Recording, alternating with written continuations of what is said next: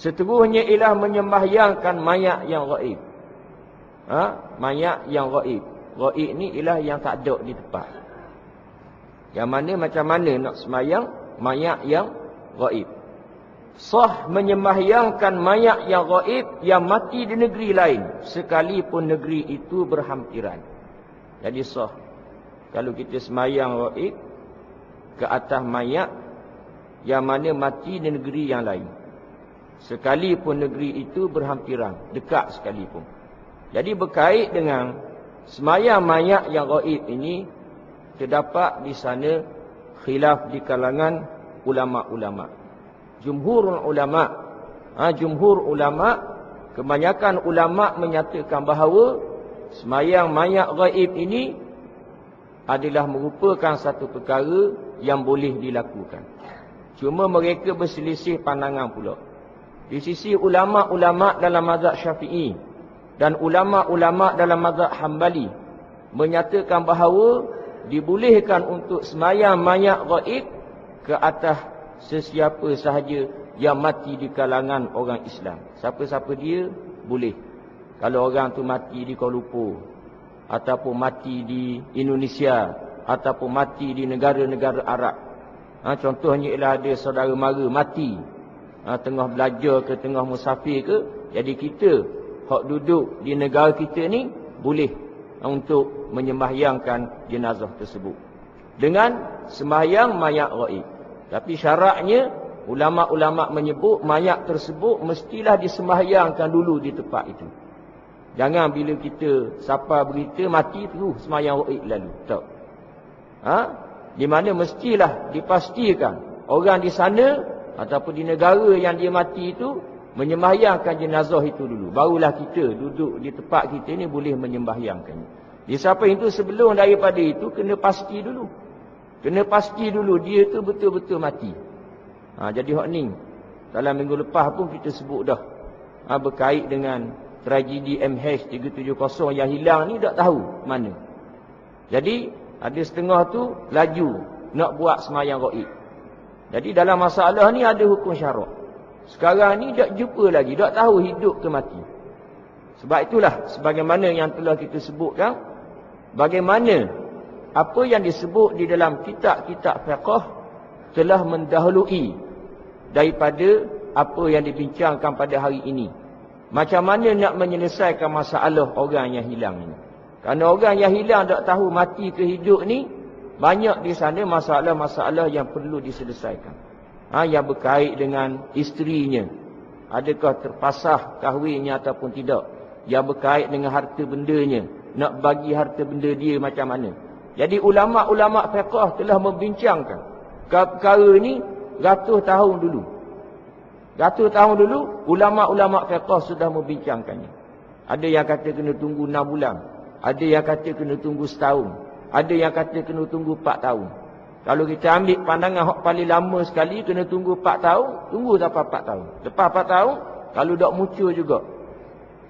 Hilang tak tahu ke mana, maka barulah boleh diselesaikan masalah-masalah tadi.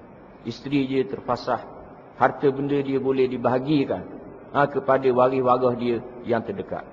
Jadi dalam masalah sembahyang ghaib ini, di sisi ulama-ulama dalam mazhab Syafi'i dan ulama-ulama dalam mazhab Hambali menyatakan bahawa boleh kita sembahyang ghaib ke atas sesiapa sahaja.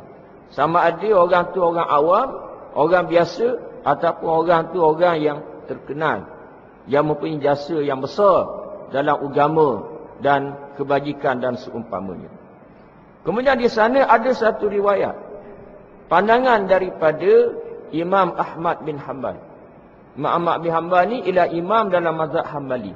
Ada satu riwayat daripada Imam Ahmad menyatakan bahawa dibolehkan sembahyang ghaib ke atas mayat seseorang jika sekiranya mayat seseorang itu adalah merupakan orang yang telah memberikan faedah dan manfaat yang besar kepada Islam ataupun umat Islam. Contohnya orang alim, seorang ulama. Maka kita boleh untuk sembahyang mayat ghaib ke atasnya. Kerana jasanya sangat besar. Di mana jasa ulama' ni sangat besar. Kerana dengan ulama' lah kita dapat manfaat daripada ilmu-ilmu. Sebab tu Nabi menyebut al-ulama' warasatul anbiya'. Ulama' adalah merupakan pewaris kepada nabi-nabi alaihi wassalatu wassalam.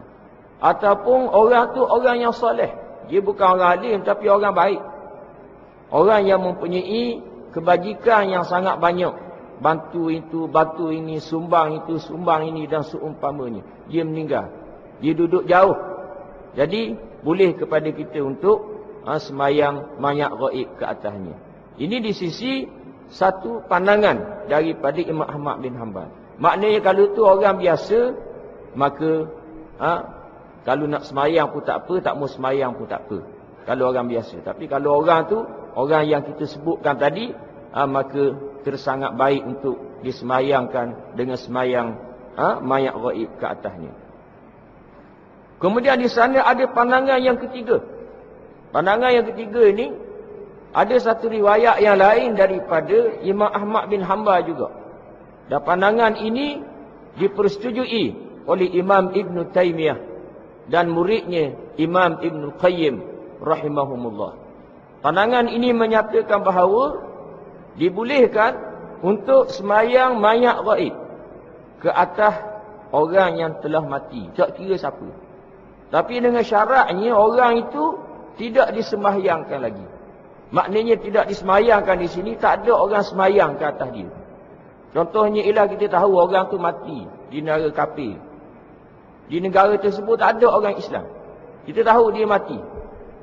Dan dia diuruskan seperti apa yang diamalkan di negara tersebut. Maknanya tidak diuruskan dengan cara Islam. Jadi di sini kita sebagai orang Islam duduk di tempat lain, maka kita hendaklah menyembahyangkan semayang mayat gaib ke atasnya. Maknanya di sini kalau ikut pandangan ni, kalaulah orang tu mati, dia mati di tempat jauh, kemudian ada orang semayang dah jenazah dia. Jadi kita hak duduk di tempat kita ataupun di mana-mana, maka tidak perlu lagi semayang mayat gaib ke atasnya. Jadi ini adalah merupakan pandangan ulama-ulama dalam masalah sembahyang mayat yang gaib. Maknanya semua mereka ni setuju belaka. Sembahyang mayat yang gaib ini adalah satu perkara yang disyariatkan di dalam Islam. Cuma mereka khilaf dalam perkara yang kita sebutkan tadi. Apakah dalilnya? Dalilnya ialah hadis yang berikut. An Abi Hurairah radhiyallahu anhu anna an-nabiy sallallahu alaihi wasallam na'an najashiyah fil yawm alladhi mata fihi wa kharaja bihim ila al-musalla fasaffa bihim wa kabbara alaihi arba'a. Rawahu al-Bukhari wa Muslim. Maksudnya daripada Abu Hurairah radhiyallahu anhu bahawa Nabi sallallahu alaihi wasallam telah memberitahu kepada orang ramai tentang kematian An-Najashi, raja negeri Habsyah. Pada hari kematiannya, baginda pun pergi bersama-sama mereka ke tempat sembahyang, lalu menjadi imam bagi sidang jamaah yang berdiri bersaf-saf di belakangnya. Seterusnya baginda menyembahyangkan si mati yang gaib itu dengan 4 takbir. Hadis sahih diriwayatkan oleh Imam Bukhari dan Imam Muslim.